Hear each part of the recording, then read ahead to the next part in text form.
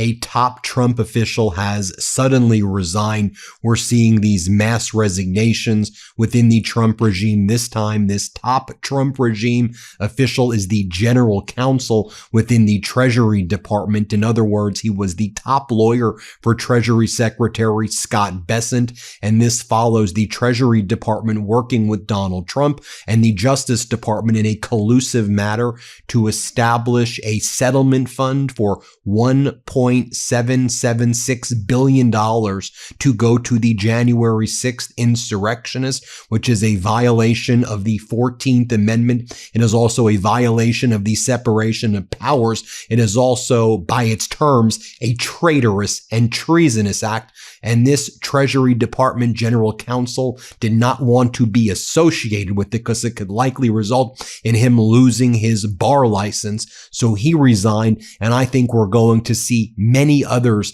in the Treasury Department resign as well. By the way, it also follows the Treasury Department extending the removal of sanctions by the United States against Russian oil, allowing Russia to sell more oil into the market to fund its war machine as Ukraine takes the initiative against Russia, striking into the heart of Moscow, with Russia weaker than ever, and with Bessent previously promising he was never going to extend the removal of these sanctions. Bessent has removed the sanctions and extended it yet again. So more deceit from Treasury Secretary Scott Bessent. And we're also learning from an expose that was just published from the Financial Times that Donald Trump was asking Xi Jinping in China if they could work together with Putin as a threesome, if you will, to go after the ICC, the International Criminal Court, in order to cause harm to it because Putin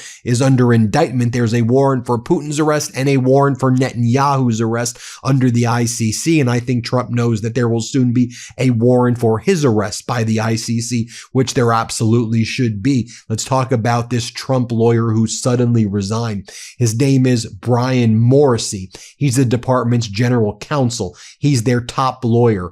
So late on Monday, he resigned in the wake of the creation of the so-called weaponization fund, the anti-weaponization fund, where $1.8 billion of taxpayer money is going to give buyouts or payouts, settlements to the January 6th insurrectionists. By the way, this is a very similar move that Hitler did right around 1933 to all of the people who were loyal to Hitler, who helped Hitler rise to power. He created a fund for the Nazis and for his people. It's just very reminiscent of that, in my opinion. So Brian Morrissey, the Treasury General Counsel, resigned from his position only 7 months after he was confirmed. He had to be confirmed by the United States Senate. He was appointed by Donald Trump.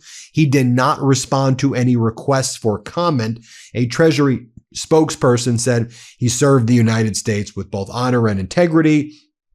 We wish him well. And you know about this settlement agreement, right? That was issued. We've talked about it extensively. We have the document here.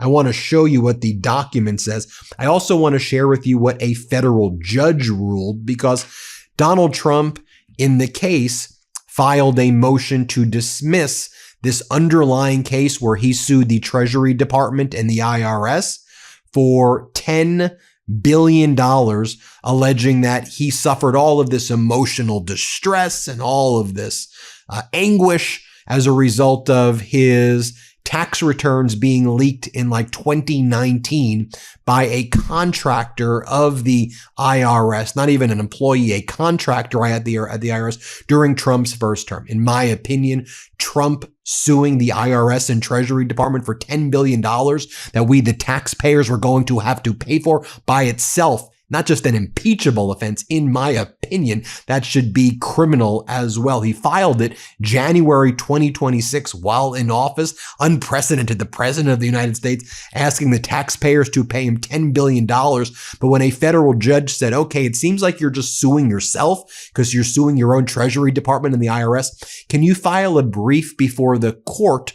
why this is an actual case versus a collusive fraud that you want me to rubber stamp?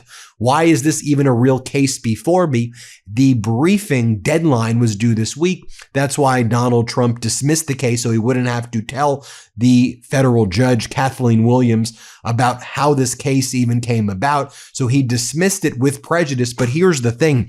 In the filings, the Justice Department, which was one of the parties before Judge Kathleen Williams, did not tell the judge about the settlement agreement at all. They just said, we're dismissing this case with prejudice, didn't alert the court to the settlement. And then the court made it clear, I've never been told about a settlement. No one's told me that there's a settlement in this case. And the Department of Justice has an obligation to let me know if there is a settlement. So what the judge basically did was she set a trap in the future and said, look, when the Justice Department tells me that they're dismissing something with prejudice or they're working to dismiss something with prejudice, I dismiss it with prejudice. That's my job.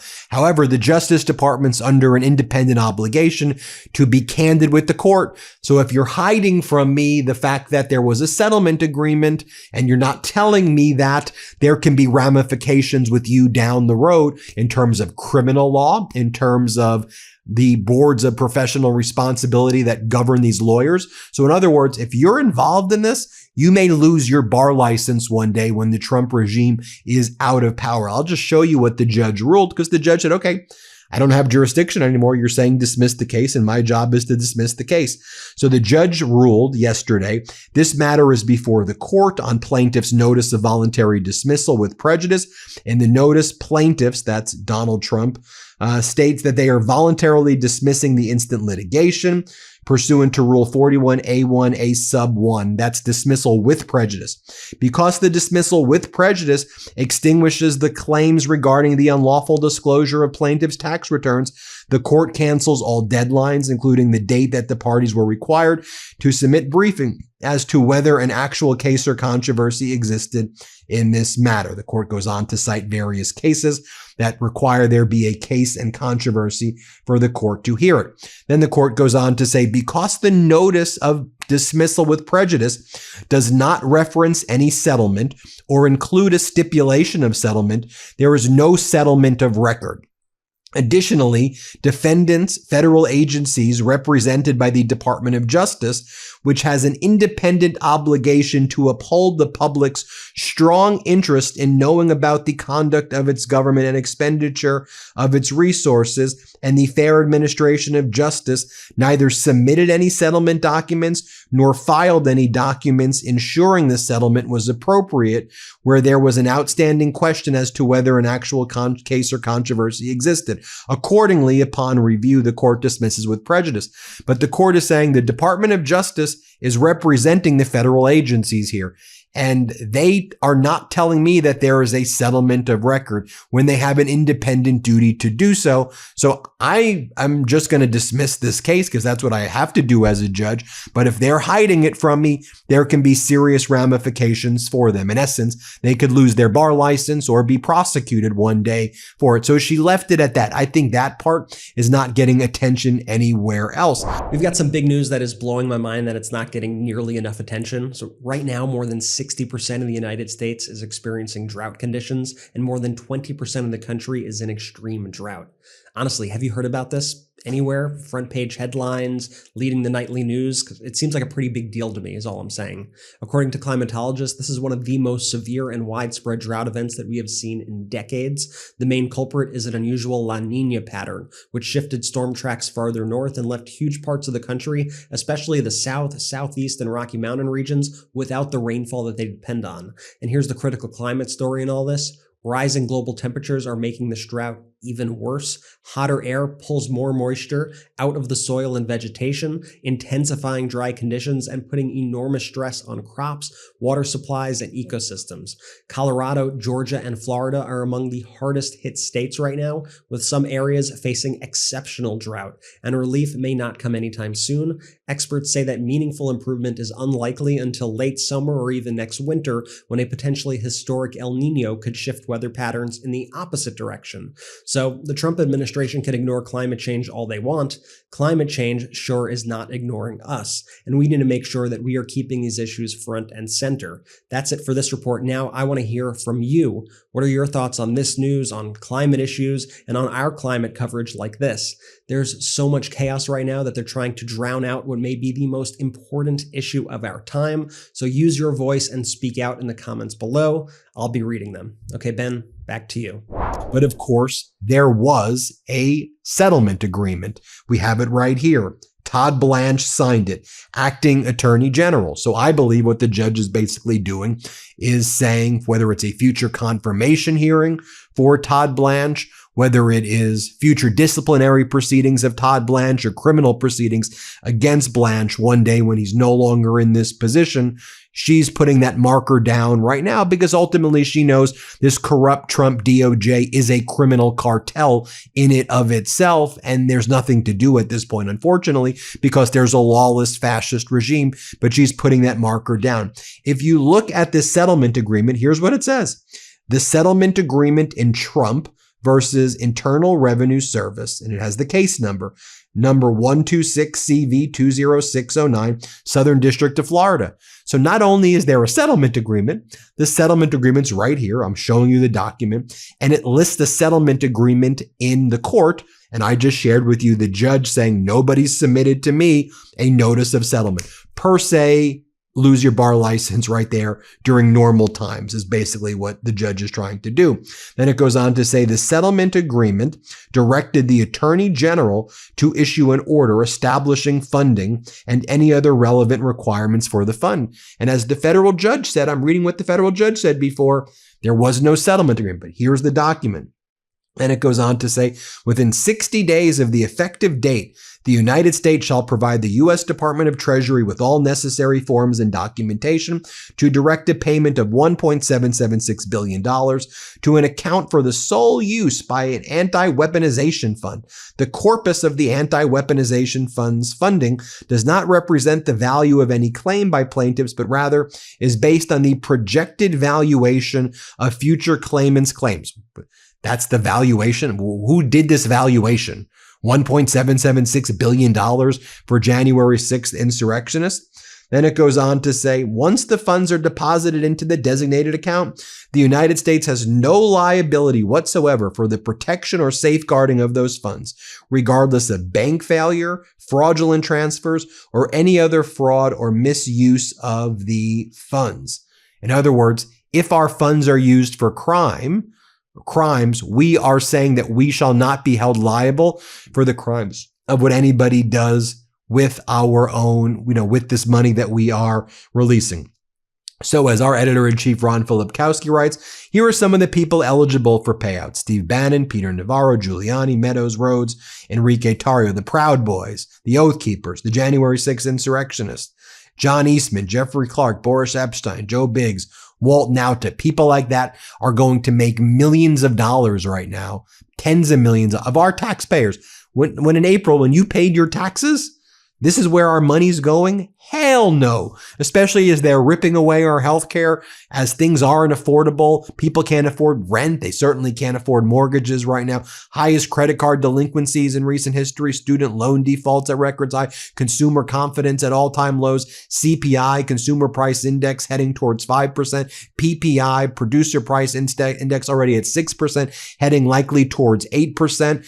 Donald Trump starting endless wars across the world, and you're taking our taxpayer and you're giving it to January 6th insurrectionists. I don't care what political party you're from. That should absolutely infuriate you. And by the way, this latest CNN article talks about how Trump has been losing his popularity, or he's been losing his grip on the big demographic for him, which is non-college educated white voters. He's underwater with white, non-college degree. His approval's at 49%, 51% disapproval. With college degrees, he has a 31% approval. With white college degree, 34%. With no college degree, of all races, he's at 37%. 7%. And just because he's doing things like this. It should also be noted, the 14th Amendment provides neither the United States nor any state shall assume or pay any debt or obligation incurred in aid of insurrection or rebellion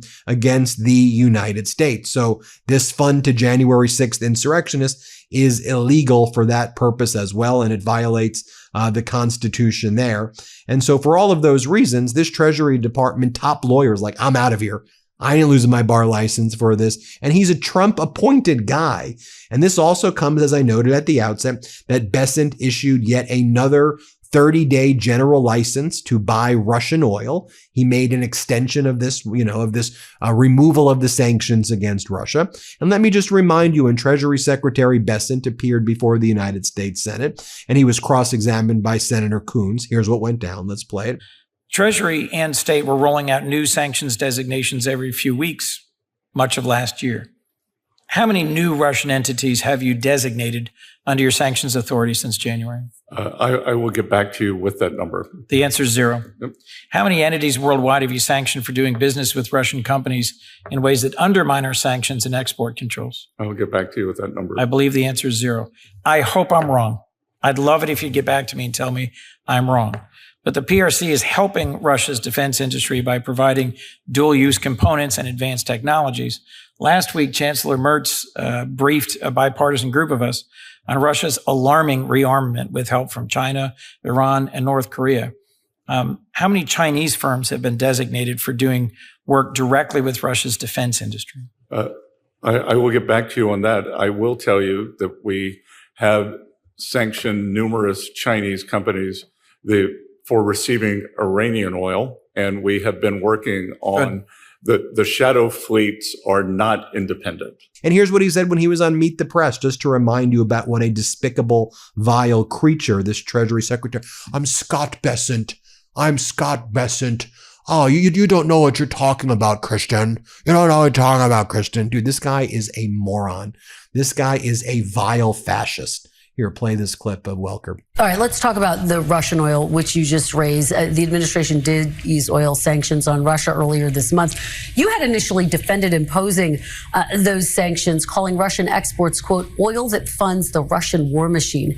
If the point of the sanctions was to stop funding the Russian war machine, why is the administration effectively rewarding Russia now?